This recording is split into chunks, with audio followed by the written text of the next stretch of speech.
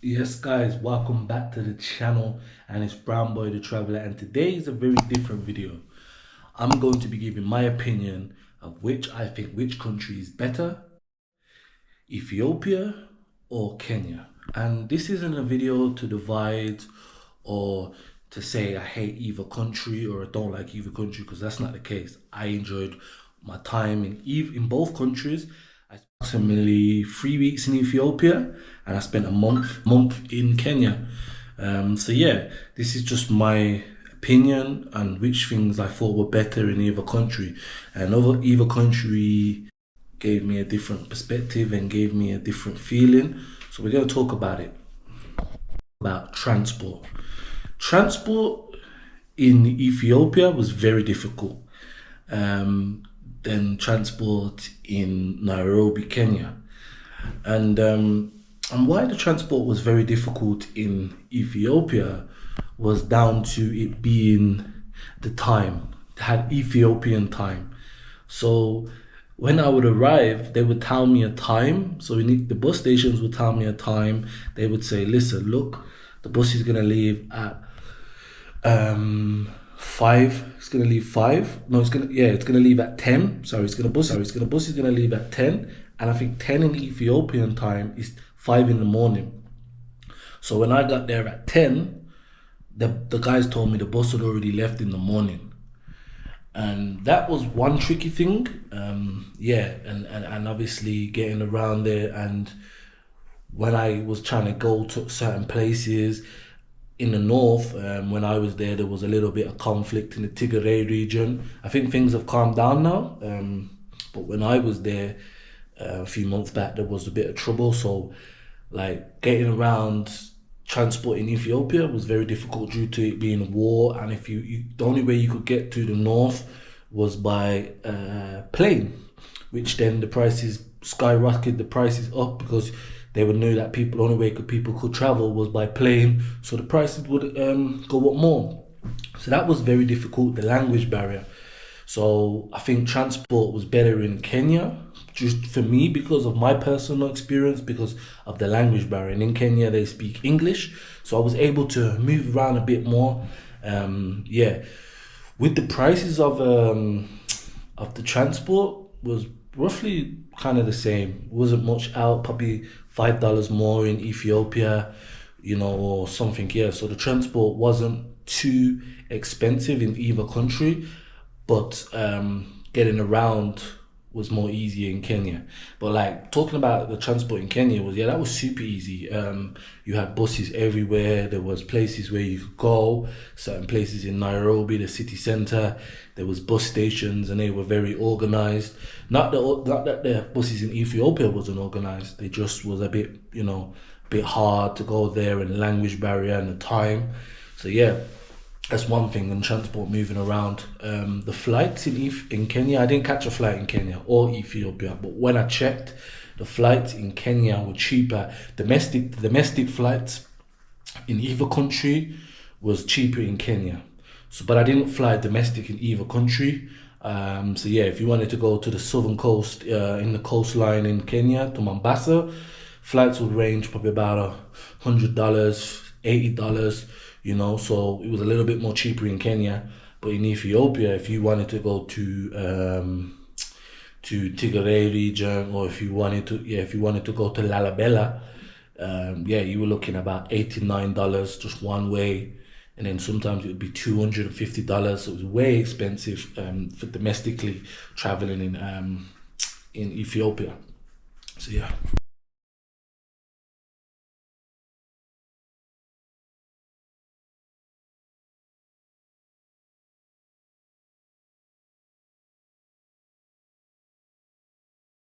About the people.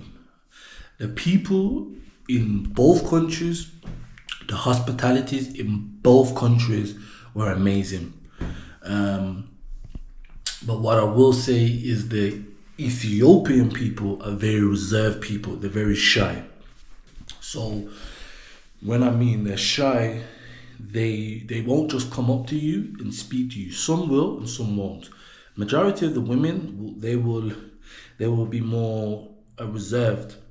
it takes them a lot longer for them to open up, come and talk to you. Yeah, a lot of the women would look, kind of giggle, but would be very shy when you talk to them. So the women are very reserved, and even the guys there in the market, they were very reserved. People would look and wonder if I'm from Ethiopia, wonder where I'm from. So yeah, but the hospitality, once you spoke to them and they spoke to you, they were pleasant and nice. Obviously, you had a few people, a few dodgy characters in anywhere in the country you have. But yeah, nevertheless, I never had no trouble with anybody there. But yeah, the people were a bit more reserved, laid back. You know, they wouldn't, you know, when I was in the markets in other previous African countries in the market, people would be coming and wanting to sell you things, or they'd be sticking things in your face. People in Ethiopia don't do that. Their products are there, and if you want to buy, you want to buy, which is, I think, is actually good. They have that laid back approach. You know, they won't approach you unless you approach them, that type of thing. But in Kenya, they're totally different. The people there are very, how to put the word? They're very, you know, very open. They're very confident. Not to say people in Ethiopia are confident, because they are, but the Kenyan confident, they will come and just, like, you know, they will ask you for things, or they will try and sell you things. They'll be right there, you know, ready to. They're more talkative, you know, more open, and more probably used to foreigners and tourists being in their country, because listen, a lot of more tourists go to Kenya than Ethiopia, you know, because Ethiopia is, you know, isn't well, it was a destination, but due to the war, it isn't much of a tourist destination now. But yeah, but obviously everybody knows Kenya. Kenya is probably one of the most famous countries in Africa. Obviously South Africa and Nigeria are famous as well, but Kenya is famous. So yeah, the people in Kenya, they're more confident, I would say.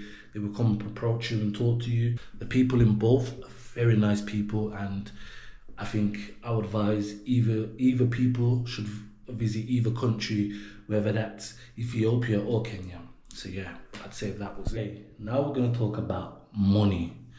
The money in the money situation in Ethiopia. Yeah, any any Western cards, they work in Ethiopia, so that's a good thing. But obviously, you do get charged. And I've been told, when I was there was a few people I knew, they had dollars, and if you go there with dollars, you get more money on the black market. So you get a better exchange rate on the black market than obviously going to the ATM and putting your money in. Obviously, I never had dollars, and I really couldn't be bothered to be getting dollars when I was there, because that's much of a hassle. It wasn't easy to obtain dollars when being in Ethiopia, as being in Kenya. Kenya, you can get dollars very easily. ATMs even give you dollars. So yeah, so that was, I think I was getting charged every time. So I was getting charged probably like around about $6 every time I was drawing out my money. So obviously it adds up every time you're having to draw money. You're having to. It's kind of I kind of missed out, and then because everybody I was around, they was like, yeah, I got this price on the black market. I had this price, and you know, so yeah. So the money in Kenya, I got charged as well. I think it's around about $4. But like I said, if you had dollars, you could get dollars out and change it. I'm not sure if they have the black market in Kenya. They probably do, in probably small border towns. But when you're in Nairobi, I was just drawing out money, and both of my foreign cards, Visa cards, Mastercards, both worked in either country, so it wasn't a problem. Obviously, they have Western Union. If you don't, I could have used Western Union if I didn't want to keep paying for the fee of getting my own money out, because I don't really like. No one really likes to get charged taking their own money out, and you really shouldn't be. But yeah, but the cost of things, I'd say Ethiopia was more expensive. Yeah, for food, very expensive in Ethiopia. Ethiopia is not cheap. For food, transport. Well, transport in Kenya, like I said, was both the same, but food. Sometimes the taxis would be very expensive. yeah, and like I said, the flights, so internal flights, domestic flights, were very expensive. But yeah, I'd say things in Ethiopia are very expensive. Accommodation so it's very expensive in Ethiopia. But in Kenya, I found it very cheap. I found food very cheap.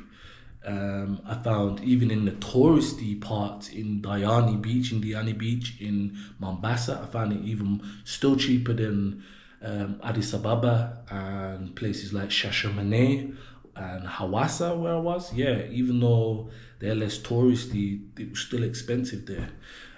Yeah, but things in things in Kenya were very cheap. So things in Kenya are very cheap. $3, $2. Average on food I was getting in Ethiopia was around about $6 to $5. Maybe it was just where I was going.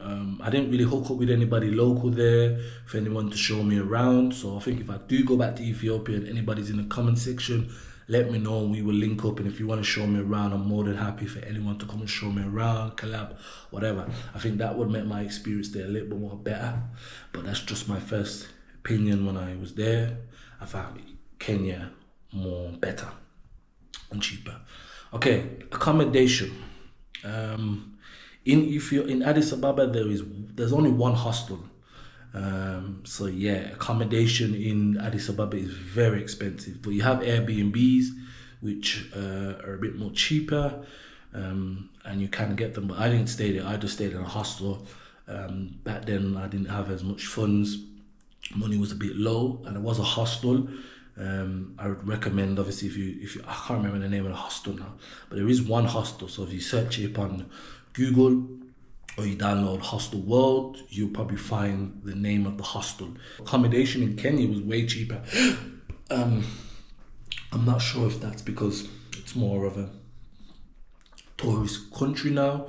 I don't know, more tourists are there in Kenya than you get in Ethiopia, but accommodation was easy to find in Kenya than in Ethiopia and way more cheaper. So sometimes I'd be getting a few nights, I'd get about 5 nights for about $60 to $70. Ethiopia for 2-3 nights, you're paying around over $100, around $150. So yeah, it was very expensive for accommodation in Ethiopia. So yeah, Kenya I was finding things very cheap. Like I said, it's more common for people to travel to Kenya than Ethiopia. So yeah, the next topic is going to be about the safety.